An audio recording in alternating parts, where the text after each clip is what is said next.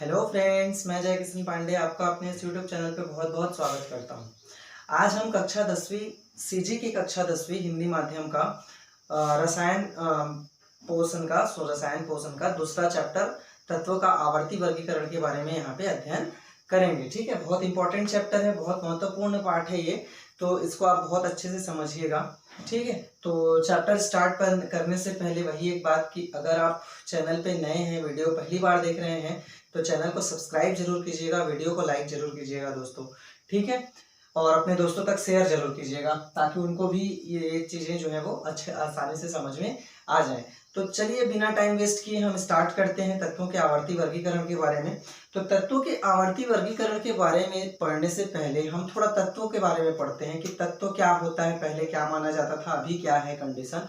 ठीक है, तो सबसे पहले समझते हैं तत्व। ठीक है, तत्व क्या होता है। देखिए, जब पुराना कॉन्सेप्ट के बारे में अगर हम बात करें, ओल्ड कॉन्सेप्ट के बारे में, पुराने समय में क्या माना जाता था, तो पुराने समय में पूरे ब्रह्मांड के लिए ये माना जाता था कि जो पूरा ब्रह्मांड है वो 5 तत्वों से मिलकर बना हुआ है। अब 5 तत्व कौन कौन से थे? पृथ्वी, ठीक है, जल, वायु, अग्नि और आकाश। ठीक है, पृथ्वी, जल, वायु, अग्नि और आकाश। ठीक है, तो ये 5 तत्वों से मिलके पूरा जो है ब्रह्मांड बना हुआ है, ऐसा माना जाता था। लेकिन ये कॉन्सेप्ट किसने दिया था? अरस्तु ने दिया था, है ना। अरस्तु ने ऐसा कहा था कि पूरा ब्रह्मांड जो है वो 5 तत्वों से मिलके बना हुआ है। लेकिन बाद में रॉबर्ट बॉयल करके एक साइंटिस्ट थे, उन्होंने बताया कि कुछ ऐसे पदार्थ जैसे कि जल, है ना, जल जो है खुद से हाइड्रोजन और ऑक्सीजन से मिलके बना हुआ है। ठीक है, हाइड्रोजन और ऑक्सीजन से मिलके बना हुआ है, और इसको हम अगर चाहें तो ठीक है, थोड़ा कॉम्प्लिकेटेड प्रोसेस है, मतलब कठिन प्रक्रिया है, लेकिन ये जो है हाइड्रोजन में और ऑक्सीजन में टूट जाएगा। ठीक है, ऐसा हम इसको तोड़ सकते हैं। ठीक है, तो उसके बाद फिर इन्होंने कहा कि ये जो 5 तत्व बताए जा रहे हैं उनमें से बहुत सारे तो तत्व ही नहीं है। क्यों नहीं है? क्योंकि और उनको सिंपल मतलब पार्ट में तोड़ा जा सकता है और छोटे टुकड़े में विभक्त किया जा सकता है। जल को अगर हम तोड़ें तो वो हाइड्रोजन और ऑक्सीजन में टूट जाता है। ठीक है, और सरल अणुओं में वो टूट जाता है, इसलिए वे तत्व नहीं कहलाएंगे। तो तत्व किसे कहेंगे? तत्व वे पदार्थ होते हैं, मतलब जो सबसे सरल पदार्थ होते हैं और जिनको किसी और सरल पदार्थों में नहीं तोड़ा जा सकता। ठीक है, तत्व प्रकृति की या फिर विश्व में, ब्रह्मांड में उपस्थित सबसे सरल पदार्थ होते हैं तत्व।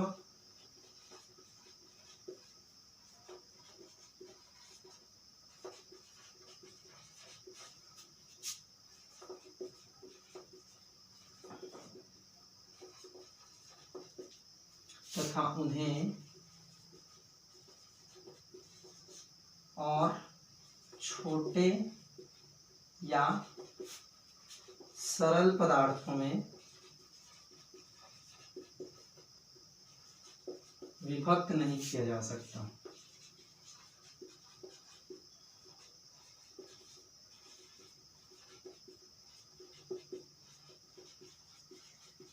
ठीक है, तो तत्व क्या होते हैं? सबसे सरल पदार्थ होते हैं जिन्हें और छोटे या सरल पदार्थों में विभक्त नहीं किया जा सकता। जैसे हम जल को हाइड्रोजन और ऑक्सीजन में डिसोसिएट कर देते हैं, लेकिन क्या हाइड्रोजन को और किसी तत्व में डिसोसिएट किया जा सकेगा? क्या नहीं किया जा सकेगा।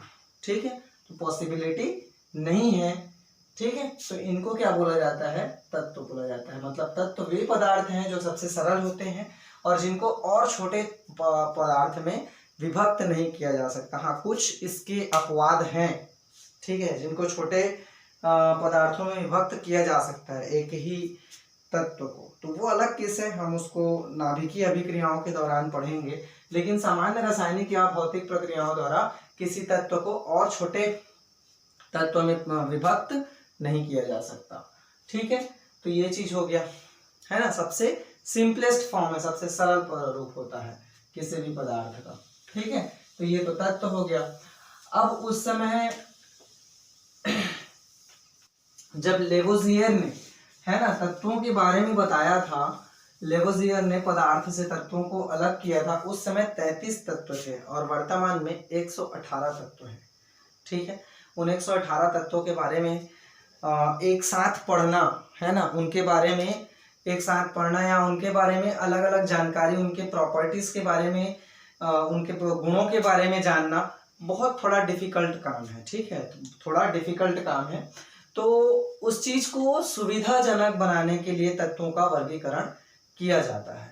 ठीक है, ताकि हम तत्वों का वर्गीकरण करने के बाद उनके गुणों के बारे में आसानी से अध्ययन कर सकें, इसलिए तत्व गुणों मतलब पदार्थों का वर्गीकरण किया जाता है। ठीक है, पदार्थों का वर्गीकरण करने से या तत्वों का जो भी है चीज है, जैसे तत्वों के बारे में ही या पदार्थ के बारे में ही वर्गीकरण कर देने से उसके अध्ययन में लगने वाली जो शक्ति है, जो हमको एफर्ट लगाना है वहां पे, वो भी कम हो जाता है और जो टाइम लगना है वो भी कम हो जाता है। ठीक है, तो किसी भी पदार्थ के या किसी भी समूह के अध्ययन को सुविधाजनक बनाने के लिए उनका वर्गीकरण किया जाता है। तो अगर पूछा जाए कि तत्वों का वर्गीकरण क्यों किया गया, तो आपको सीधा सीधा बताना है कि तत्वों का वर्गीकरण इसलिए किया गया ताकि हम ये जितने तत्व हैं उनका अध्ययन सुविधाजनक तरीके से और आसानी से कर सके, कम समय में आसानी से अध्ययन कर सके, इसलिए क्या किया गया है, तत्वों का वर्गीकरण किया गया है। तो क्या जो अभी हमको वर्तमान में तत्वों का वर्गीकरण जो दिखाई देता है वो एक बार में ही बन गया था या कुछ एफर्ट लगाए गए थे, क्या किए गए थे, इसके बारे में थोड़ा सा स्टडी करते हैं, थोड़ा सा पढ़ते हैं कि तत्वों के आवर्ती वर्गीकरण में क्या क्या कोशिशें की गई थी। ठीक है, तो चलिए समझते हैं कि कैसे तत्वों के आवर्ती वर्गीकरण का जो प्रक्रिया है वो धीरे धीरे संपन्न हुआ। तो सबसे पहले इसमें जो प्रक्रिया अपनाई गई थी वो डोबेराइनर नामक एक वैज्ञानिक द्वारा की गई थी। ठीक है, तो इसका जो क्लासिफिकेशन था उसको कहा जाता है डोबेराइनर का ट्रिक नियम।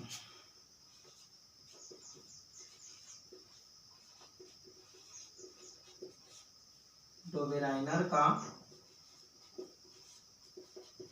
ट्रिक नियम। ठीक है, तो इन्होंने क्या किया था, इन्होंने तत्वों के जो परमाणु भार थे उनको बढ़ते हुए क्रम में अरेंज करके 3-3 के समूह में व्यवस्थित किया था। ठीक है, तत्वों के जो परमाणु भार के बढ़ते हुए क्रम के आधार पर 3-3 तत्वों के समूह के हिसाब से इन्होंने क्या किया था, तत्वों को व्यवस्थित किया था। जैसे इन्होंने लिथियम है ना, पोटेशियम और क्या आ जाएगा, लिथियम, सोडियम और पोटेशियम, ये 3 तत्व है ना, तीनों को क्या किया, ये बढ़ते हुए इनके परमाणु भार के बढ़ते हुए क्रम में एक के नीचे एक क्या किया था, व्यवस्थित किया था। ठीक है, वैसे ही इन्होंने व्यवस्थित किया किसको, मैग्नीशियम, पहले बेरिलियम, फिर मैग्नीशियम, फिर कैल्शियम। ठीक है, फिर किया था क्लोरीन, फिर ब्रोमीन, फिर आयोडीन। ये 3 समूह इन्होंने बनाए थे। अब इसमें इन तीनों समूहों में उन्होंने क्या कहा था कि जब हम तत्वों को उनके बढ़ते हुए क्रम में एक के नीचे एक व्यवस्थित करते हैं तो ये जो बीच वाला तत्व होता है, इसका परमाणु भार पहले और तीसरे तत्व के परमाणु भार का औसत होता है। ठीक है, क्या कहा था इन्होंने, डोबेराइनर ने जब ट्रिक नियम दिया तो इन्होंने कहा था कि जब हम तत्वों को उनके परमाणु भार के बढ़ते हुए क्रम में व्यवस्थित करते हैं तो पहले तत्व का बीच वाले तत्व का परमाणु भार पहले तत्व और अंतिम तत्व के परमाणु भार का क्या होता है, औसत होता है। जैसे हम यहाँ पे देख लेते हैं कि कैसे में औसत होता है, इसको देखते हैं थोड़ा। जैसे लिथियम का जो परमाणु भार होता है ना वो लगभग 7 होता है। ठीक, और पोटेशियम जो है ये 39 होता है। ठीक, और सोडियम का जो परमाणु भार होता है ना वो 23 के लगभग होता है। तो क्या जो सोडियम का परमाणु भार है वो पोटेशियम और लिथियम के परमाणु भार का औसत है? तो देख लेते हैं औसत कैसे निकालते हैं। जितने अंक जोड़े जाते हैं उतने ही से उसको डिवाइड कर दिया जाता है। तो यहाँ पे कौन कौन से अंक जोड़े जा रहे हैं? एक अंक हो गया 7, है ना, एक संख्या हो गई 7 और दूसरा संख्या हो जाएगा 39। तो कुल मिला के हम 2 संख्याएं जोड़ रहे हैं, ये पहली संख्या, ये दूसरी संख्या। ठीक है, अब इन दोनों को जोड़ के हम लोग क्या करेंगे, 1 और 2 से क्या कर देंगे, भाग कर देंगे। तो कितना हो जाएगा, 39 और 7 46 हो जाएगा, और 46 में से 2 का भाग देंगे तो क्या आएगा, 23 होगा। ठीक है, तो क्या आ रहा है, एवरेज आ रहा है कि नहीं आ रहा है? औसत ऐसे ही निकालते हैं ना, जितनी संख्याओं को जोड़ा जाता है उतने से उसको भाग दे दिया जाता है। जैसे हम यहाँ पे 2 संख्याएं जोड़ रहे हैं तो 2 से भाग दे देंगे, 4 संख्याएं जोड़ते तो 4 से भाग देते। ठीक है, तो यहाँ पे 2 जोड़ रहे हैं, 2 संख्याएं जोड़ रहे हैं तो 2 से भाग दिए। ठीक है जी, तो क्या आ जाएगा, 23 आ जाएगा इसका औसत। वैसे ही अगर हम इनकी संख्याओं के बारे में जोड़े, अगर इनके बारे में देखें तो यहाँ पे भी जो मैग्नीशियम का परमाणु क्रमांक होगा वो बेरिलियम और कैल्शियम के परमाणु मैग्नीशियम का जो परमाणु भार होगा वो बेरिलियम और कैल्शियम के परमाणु भार का क्या होगा, औसत होगा। वैसे ही यहाँ पे क्लोरीन और आयोडीन के परमाणु भार का औसत होगा ब्रोमीन का परमाणु भार। ठीक है, तो ये डोबे-राइनर का त्रिक नियम कहलाता है। ठीक है, अब डोबे-राइनर का जो त्रिक नियम था वो इसलिए सफल नहीं हुआ क्योंकि ये बहुत सारे तत्वों पे लागू नहीं होता था। ठीक है, बहुत कम तत्वों पे लागू होता था, तो इसको मतलब एक सक्सेसफुल जो है वो रूल नहीं माना गया। ठीक है, तो ये डोबे-राइनर का त्रिक नियम आपको याद रखना है। डोबे-राइनर का त्रिक नियम इसलिए महत्वपूर्ण है क्योंकि ये पहली बार कोशिश किया गया था तत्वों को व्यवस्थित करने का, तत्वों को वर्गीकृत करने का। और इनका नियम क्या था कि जब हम परमाणु भार के बढ़ते हुए क्रम में तत्वों को एक के नीचे एक रखते हैं तो बीच वाले तत्व का परमाणु भार पहले और तीसरे तत्व के परमाणु भार का क्या होता है, औसत होता है। ठीक है, तो ये 3 ठो आपको याद रखना है ना। कोशिश कीजिए कि परमाणु भार के साथ याद हो जाए, नहीं होता है तो भी आपको ये चार्ट जो है, ये 3 श्रेणी जो है वो याद रखना है डोबे-राइनर के त्रिक का। ऊपर से नीचे लागू होता है ये, ठीक है, दाएं से बाएं नहीं होता।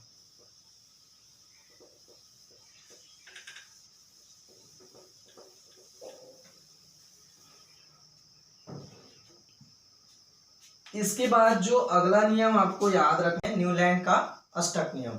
न्यूलैंड नामक एक वैज्ञानिक थे जिन्होंने तत्वों के वर्गीकरण के लिए अष्टक नियम प्रतिपादित किया था। न्यूलैंड के अष्टक नियम के अनुसार इन्होंने कहा था कि जब तत्वों को उनके परमाणु भार के बढ़ते हुए क्रम में व्यवस्थित किया जाता है तो 8वें तत्व के गुण पहले तत्व के गुणों के समान होते हैं। ठीक है, ठीक है, क्या कहा था, जब तत्वों को उनके परमाणु भार के बढ़ते हुए क्रम में व्यवस्थित किया जाता है तो 8वें तत्व का गुण पहले तत्व के गुणों के समान होते हैं, ये इनका नियम था। ठीक है, तो इन्होंने कैसे क्या किया था, जैसे हाइड्रोजन है ना, लिथियम, फिर बेरिलियम, फिर बोरॉन, फिर कार्बन, फिर नाइट्रोजन, फिर ऑक्सीजन। ठीक, तो कितने हो गए, 1 2 3 4 5 6 7। ठीक है, तो इन्होंने क्या किया कि 8वें तत्व है ना, 7 के गुण अलग अलग होंगे लेकिन जो 8वां यहाँ पे आएगा ना उसका गुण क्या होगा, एक जैसा होगा, समान होगा। ठीक है, तो ये चीज उन्होंने कहा था, है ना, तो ये बात आपको ध्यान में रखनी है। ऐसे ही अब देखिए फ्लोरीन के बाद आता है नियॉन, लेकिन इनके टाइम पे जो इनर्ट गैस थी उनका खोज नहीं हुआ था, तो इन्होंने क्या किया था, यहाँ पे सोडियम को रखा था। ठीक है, सोडियम, फिर मैग्नीशियम, ठीक है, फिर एल्यूमिनियम, फिर सिलिकॉन, फिर फास्फोरस, फिर सल्फर, फिर क्लोरीन। ठीक है, क्लोरीन के बाद फिर इन्होंने रखा था आर्गन तो नहीं था तो पोटेशियम आ जाएगा। ठीक है, फिर उसके बाद कैल्शियम आ जाएगा। ठीक है, तो ये चीजें यहाँ पे अपने को दिखती हैं। देखिए इसको हम कैसे याद कर सकते हैं, इसको जैसे सुर होते हैं ना, सुर सारगम के सुर है ना, सारे गामा प ध नी, ठीक है। वैसे ही हम इसको याद कर सकते हैं, जैसे देखिए सा रे गा मा प ध नी सा, फिर आठवां सा आ जाता है, तो सारे गामा प ध नी सा, स जो है वो आठवां है, तो सा फिर से इसके जैसा हो जाता है, ठीक है। तो इस चीज को आपको याद रखना है। या फिर हम सोम मंगल बुध गुरु शुक्र शनि रवि से भी याद कर सकते हैं, ठीक है। सोम मंगल बुध गुरु शुक्र शनि रवि, फिर से सोमवार आ जाएगा। तो कहने का मतलब ये है कि जैसे हफ्ते में 7 दिन होते हैं और 8वां दिन का जो सेम होता है, वैसे ही 7 जो तत्व होते हैं उनके गुण जो है वो अलग अलग होते हैं, लेकिन 8वें तत्व का जो गुण होता है वो क्या होता है, पहले तत्व के समान होता है, ठीक है। तो आप इसको इस तरीके से याद रख सकते हैं, है ना। सारे गामा पधनी याद रख लीजिए, या फिर सोम मंगल बुध गुरु शुक्र शनि रवि रविवार तक याद कर लीजिए, फिर 8वां दिन सोमवार होता है। तो वैसे ही 7 तत्व जो होंगे उनका गुण अलग अलग होगा, और 8वां जो तत्व होगा उसका गुण पहले गुण तत्व के समान होगा, क्योंकि 8वां और पहला दिन एक जैसा था, है ना। तो वैसे ही पहला और 8वां तत्व क्या होगा, एक जैसा होगा। इसको बोला जाता है न्यूलैंड का अष्टक नियम, ठीक है। अब यहाँ से जो प्रश्न आपको याद रखना है वो पूछा जाता है कि क्या न्यूलैंड के अष्टक नियम में डोबेराइनर का त्रिक दिखाई देता है। क्या डोबेराइनर का त्रिक यहाँ पे दिखाई दे रहा है, बिल्कुल दिखाई दे रहा है। आप ये देखिए, यहाँ पे ये वाला जो है वो डोबेराइनर का त्रिक है, ये वाला जो है वो डोबेराइनर का त्रिक है। तो न्यूलैंड के अष्टक नियम में डोबेराइनर का त्रिक नियम भी क्या होता है, दिखाई देता है, ठीक है। तो आप इस चीज को याद रखिएगा।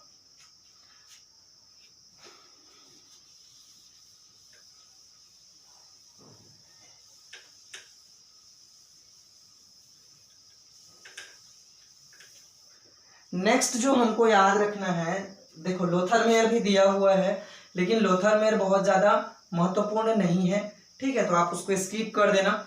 हम लोग अभी नेक्स्ट यहाँ पे पढ़ेंगे मेंडलीफ की आवर्त सारणी के बारे में।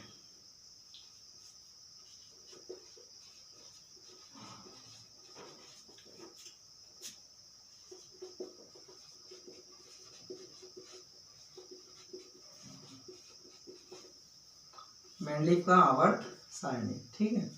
देखिए मेंडलीफ रशियन वैज्ञानिक थे, ठीक है, और इन्होंने आवर्त सारणी के निर्माण में इनका सबसे महत्वपूर्ण योगदान अगर किसी वैज्ञानिक का माना जाता है तो वो माना जाता है मेंडलीफ का, ठीक है।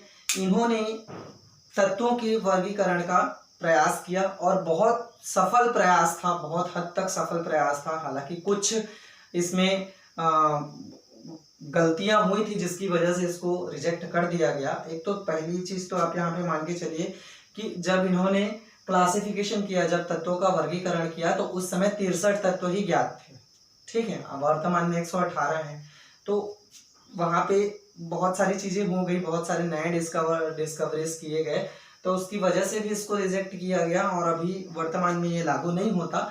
लेकिन वर्तमान जो आवर्त सारणी है उसके स्वरूप के निर्माण में मेंडलीफ की आवर्त का सारणी का बहुत बड़ा योगदान था, मेंडलीफ का बहुत बड़ा योगदान था, ठीक है। तो आइए समझते हैं कि मेंडलीफ ने क्या क्या किया था। देखिए मेंडलीफ ने 63 तत्वों का वर्गीकरण किया। इसके लिए वर्गीकरण के लिए वो एक इस तरीके का बोर्ड लेते थे, ठीक है, पुट्ठे वगैरह का इस तरीके का बोर्ड लेते थे, और उसके बाद फिर तत्वों के गुणों को लिखना जो है वो चालू करते थे, ठीक है। तो ऐसा उन्होंने 63 बोर्ड लिया और 63 बोर्ड में सभी 63 तत्वों के गुणों को उन्होंने एक एक करके लिख दिया, और उसके बाद उन गुणों के आधार पर उन्होंने क्या किया था, उनका मतलब वर्गीकरण किया था। तो कैसे वर्गीकरण किया, उन्होंने समान गुणों वाले तत्वों को समान समूह में रखा, ठीक है। जैसे मान लीजिए कि ये एक तत्व है, एक है ना, यहाँ पे दूसरा तत्व आ गया, मान लो कि ये 8वां तत्व है, इन दोनों के गुण जो है वो एक जैसे हैं, तो इनको एक समूह में रखा, ठीक है। ऐसे करते करते उन्होंने समूह का निर्माण किया। अब जब समूह का निर्माण हो गया तो उन्होंने देखा कि ये जो सभी तत्व थे वे परमाणु भार के बढ़ते हुए क्रम में व्यवस्थित हो गए, ठीक।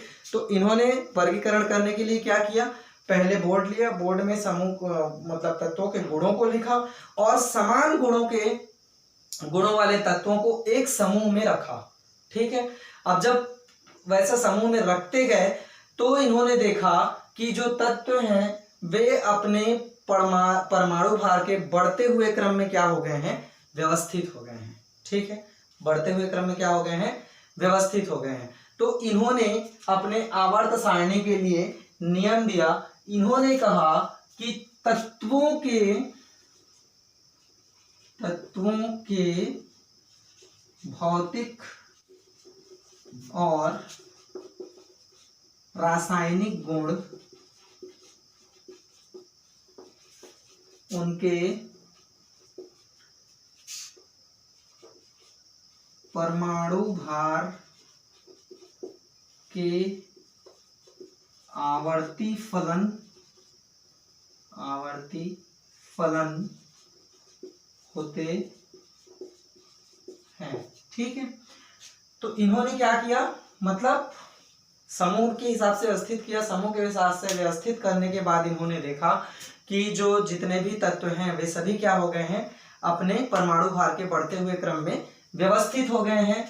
और एक चीज और यहाँ पे हो रहा है कि जब परमाणु भार के बढ़ते क्रम में व्यवस्थित हो गए हैं तो कुछ समय के बाद, आफ्टर अ फिक्स इंटरवल, कुछ आवर्त के बाद फिर से समान गुणों के जो तत्व हैं उनका क्या हो रहा है, रिपीटेशन हो रहा है।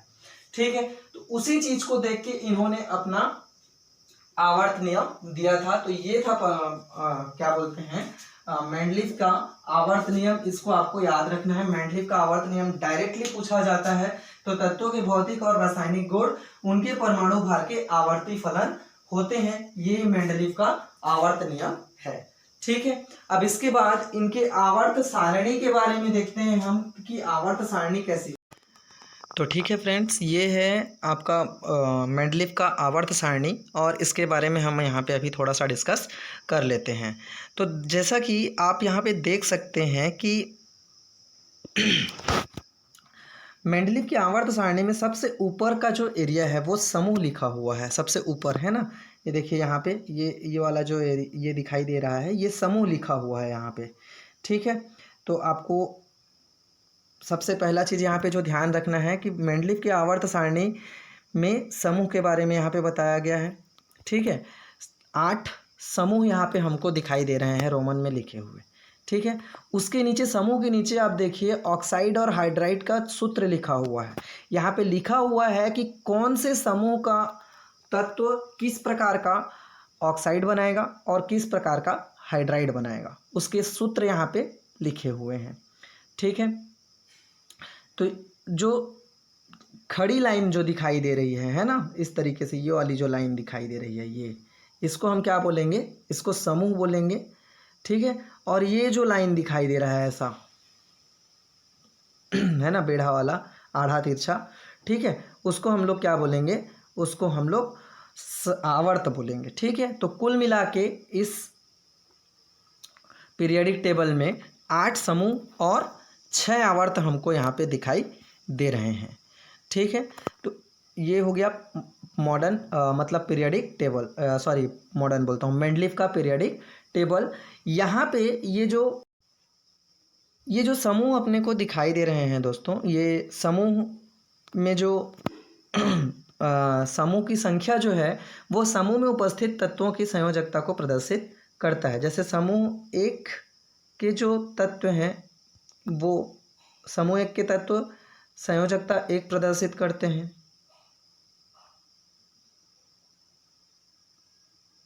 ठीक है, समूह 1 के जो तत्व हैं वो 1 संयोजकता प्रदर्शित करते हैं। समूह 2 के जो तत्व हैं वो 2 संयोजकता प्रदर्शित करते हैं। ठीक है, 3 के तत्व जो हैं वो 3 संयोजकता प्रदर्शित करते हैं। 4 के तत्व 4 संयोजकता प्रदर्शित करते हैं। अब 5 के तत्व जो हैं वो 5 संयोजकता प्रदर्शित नहीं करेंगे। ठीक है, वो 3 संयोजकता प्रदर्शित करेंगे। ठीक है, ठीक है जी। और जो 6 है उसके 2 और 7 के जो तत्व हैं वो 1 जो संयोजकता है वो प्रदर्शित करते हैं।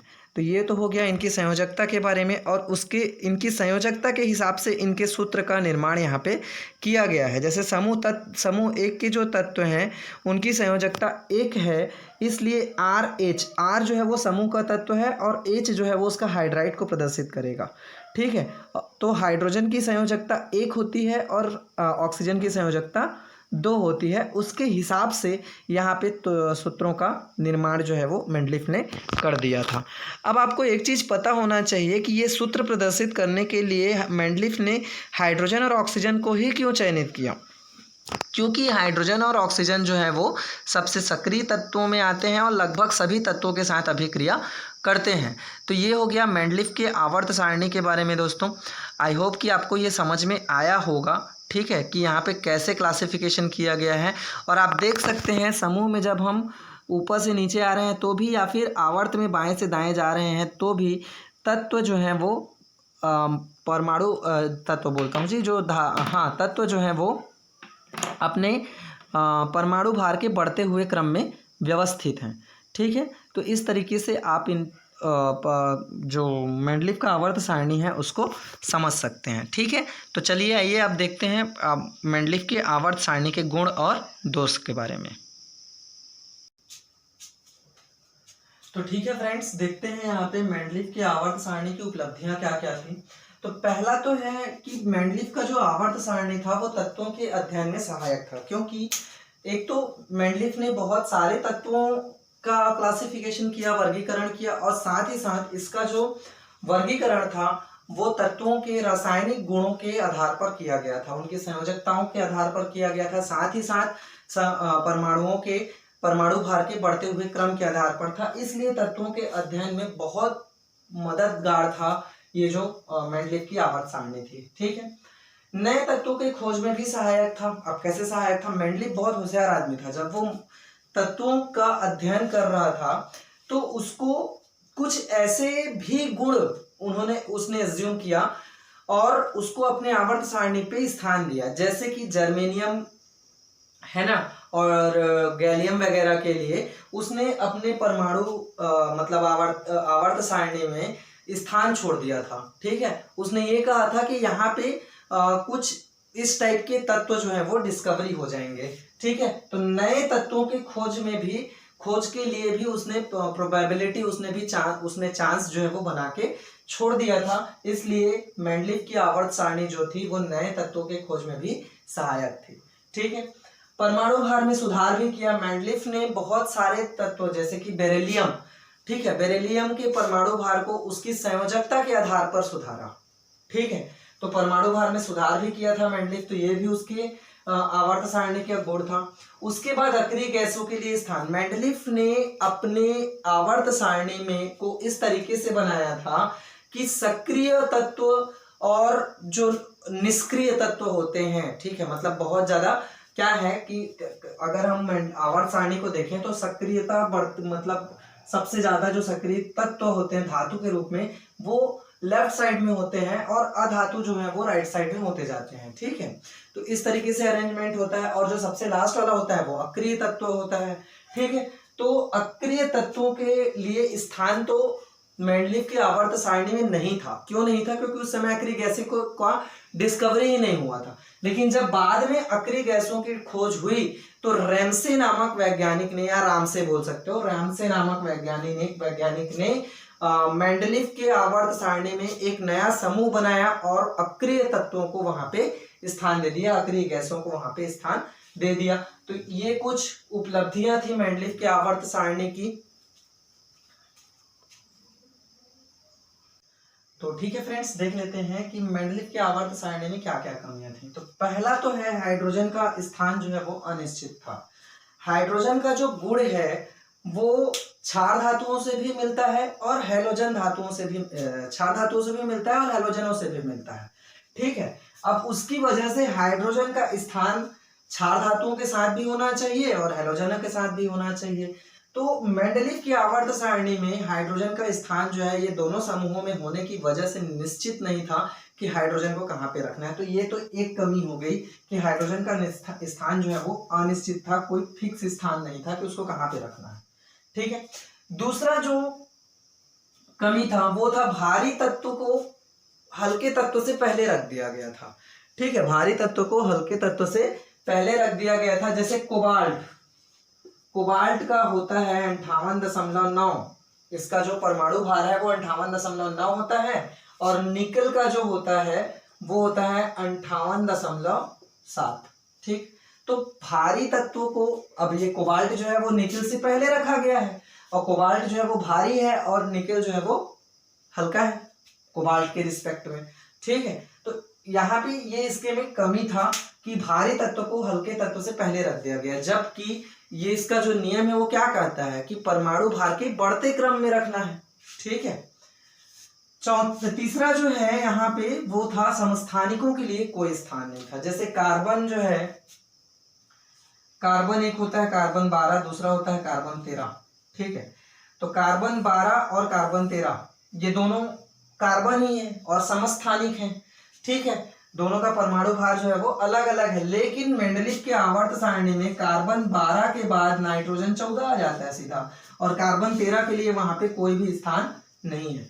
तो इस तरीके से हम कह सकते हैं। और ऐसे ही बहुत सारे समस्थानिक, बहुत सारे तत्वों के समस्थानिक होते हैं, जैसे ऑक्सीजन का भी होता है, नाइट्रोजन का भी होता है, नाइट्रोजन 15 भी होता है। तो नाइट्रोजन 15 के लिए कोई स्थान नहीं है, सीधा सीधा ऑक्सीजन 16 आ जाता है। ठीक है, तो इस तरीके से हम कह सकते हैं कि मेंडलीव के आवर्त सारणी में समस्थानिकों के लिए कोई स्थान नहीं था। ठीक है, तो ये किसकी कमी थी। ठीक है, तो ये तो हो गया मेंडलीव के आवर्त सारणी की कमियां। ठीक है, आज के वीडियो में बस इतना ही। अगले वीडियो में हम आधुनिक आवर्त सारणी के बारे में अध्ययन करेंगे।